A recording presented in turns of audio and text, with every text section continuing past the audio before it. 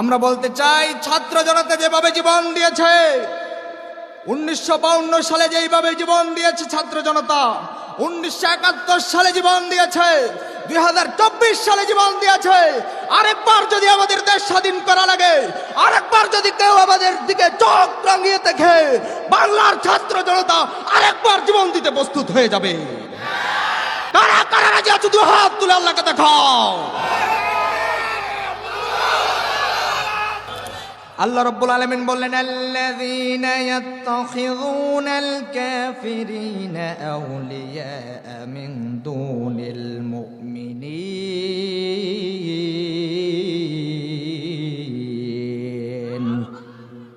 আল্লাহ রাব্বুল আলামিন বললেন, আল্লাযীনা ইয়াত্তাখিযুনাল কাফিরিন, তারা আসলে কাফেরদেরকে গ্রহণ করে, কাফেরদেরকে চায় আউলিয়া, বন্ধু রূপে, অভিভাবক রূপে, ঠিক কিনা? তারা কাফেরদেরকে গ্রহণ করে। দেখতে পাবেন সমাজে যেগুলা মুনাফিক, তাদের বন্ধু কোনোদিন মুমিন হতে পারে না। তারা তো সবসময় মুমিনদের শত্রু, মুমিনের বন্ধু হবে কিভাবে? তাদেরকে দেখতে পাবেন সমাজের মধ্যে সব চাইতে নেশাখোর, গাঁজাখোর, ইয়াবাখোর, বাটপার, চাঁদাবাজের সাথে তাদের বন্ধুত্ব হয়। ইমানদারদের সাথে তাদের বন্ধুত্ব খুঁজে পাওয়া যায় না। কথাটা কার? আরো জোরে বলেন। আল্লাহ রাব্বুল আলামিন বলেন, আল্লাযীনা ইয়াত্তাখিযুনাল কাফিরিনা আউলিয়া মিন দুনিল মুমিনিন। শুনে নাও, তারা মুমিনদেরকে বাদ দিয়ে কাফেরদেরকে বন্ধু হিসেবে গ্রহণ করে, মুমিনদেরকে বাদ দিয়ে দেয়। বর্তমান যুগে এমন কিছু মানুষ রয়েছে, মুনাফিক মার্কা মুসলমান, যারা ভারতের সরকারকে আমাদের বন্ধু বলে। এগুলাকে মুসলমান নাকি মুনাফিক? এক নম্বরে মুনাফিক।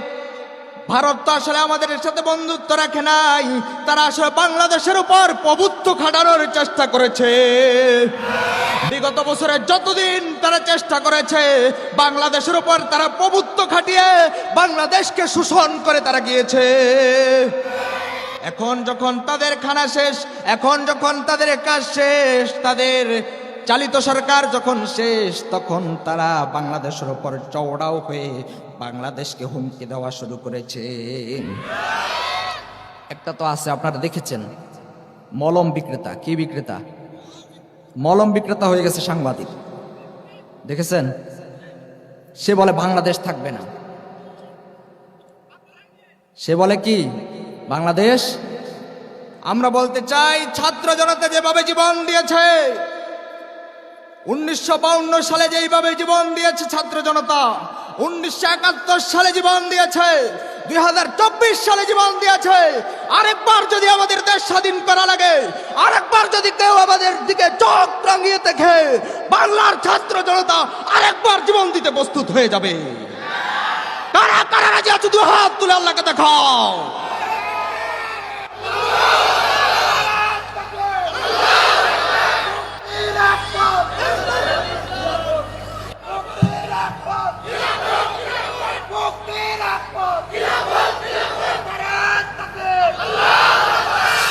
আমার ভাইয়েরাম, আমরা এত সহজে ছেড়ে দেওয়ার লোক না। বাংলার মুসলমান অনেক আবেগে মুসলমান, দেশের জন্য তারা জীবন দিতে প্রস্তুত।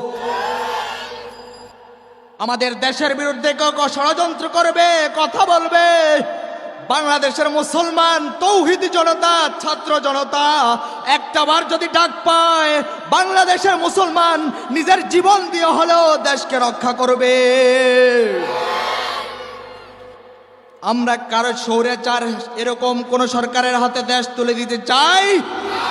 ভারতের কোন দালালের কাছে আমরা দেশ তুলে দিতে চাই? আমাদের দেশ থাকবে না। আমরা বলতে চাই, ভারত সামনের দিকে আর অখণ্ড থাকবে না। 2 দিন আগে তো দেখেছেন, সীমান্ত যুদ্ধ শুরু হয়েছিল প্রায়।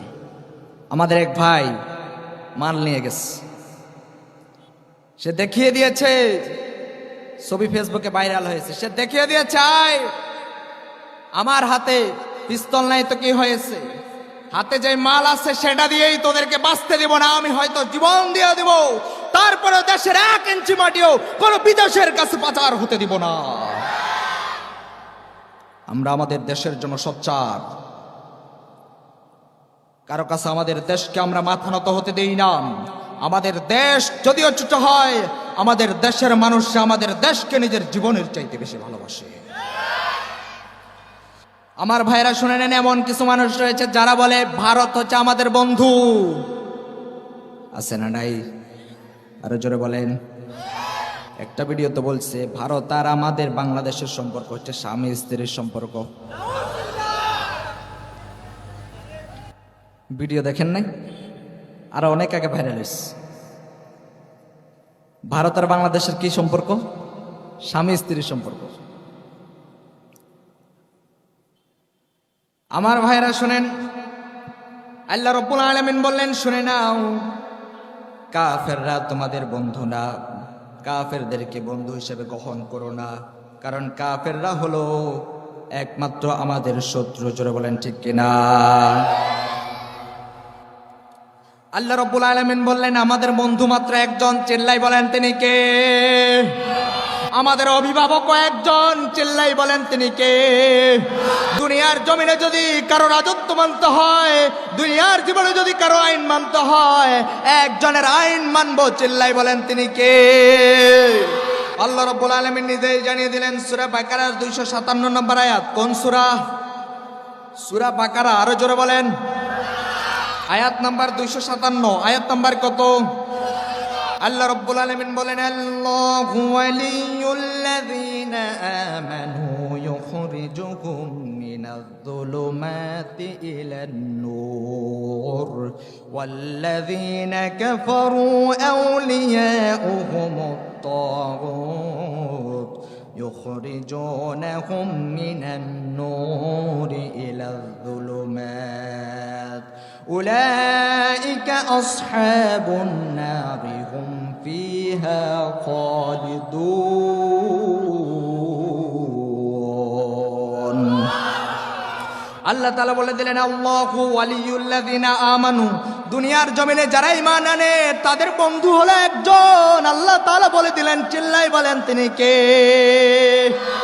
আল্লাহ তাআলা বললেন, আল্লাহু ওয়ালিয়ুল্লাযীনা আমানু, যারা ঈমান আনে তাদের বন্ধু হলো আল্লাহ। ইউখরিজুহুম মিনায-যুলুমাতি ইলান-নূর, যারা ঈমান এনেছে রব্বুল আলামিন তাদেরকে যুলুমাত থেকে, অন্ধকার থেকে আলোর পথে বের করে নিয়ে আসবেন। সুবহানাল্লাহ পড়বেন না? আরো জোরে পড়েন না সুবহানাল্লাহ। আমার ভাইয়ের আল্লাহ তাআলা বললেন, শুনে নাও,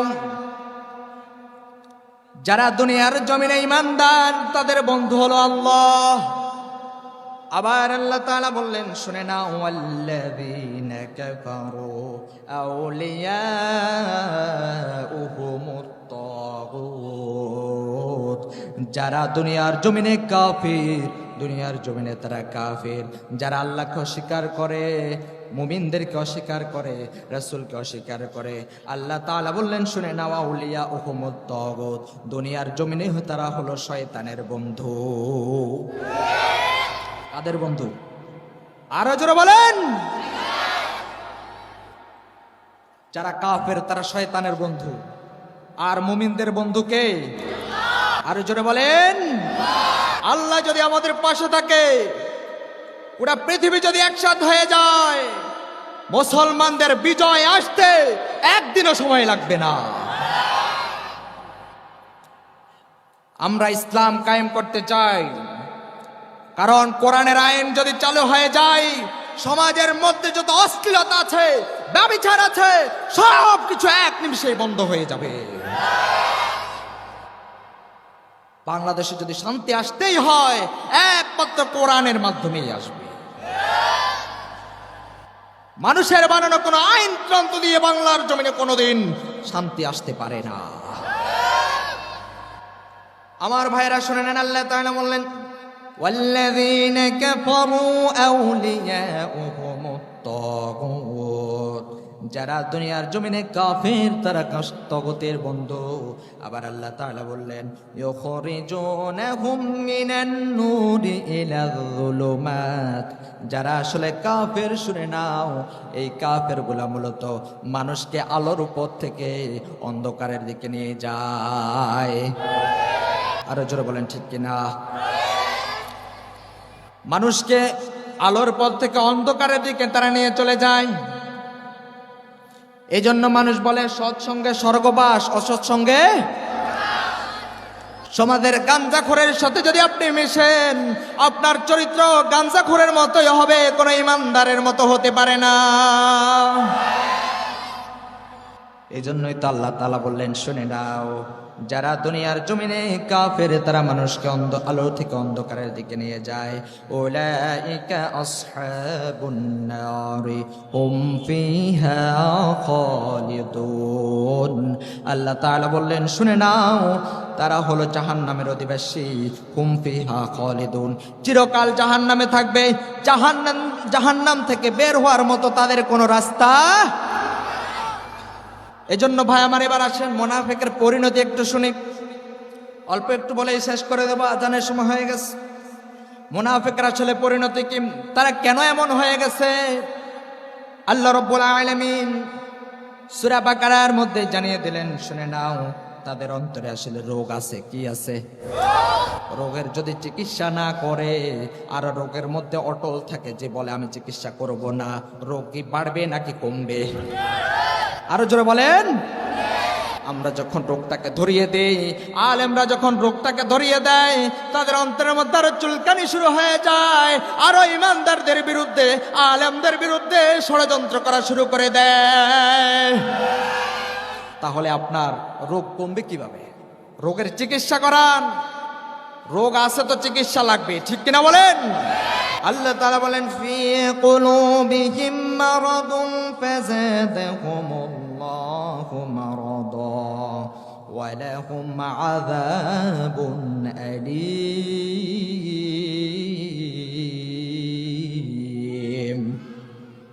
আল্লাহ তাআলা বললেন, ফি কুলুবিহিম মারাদুন, তাদের অন্তরের মধ্যে রোগ আছে। কি আছে?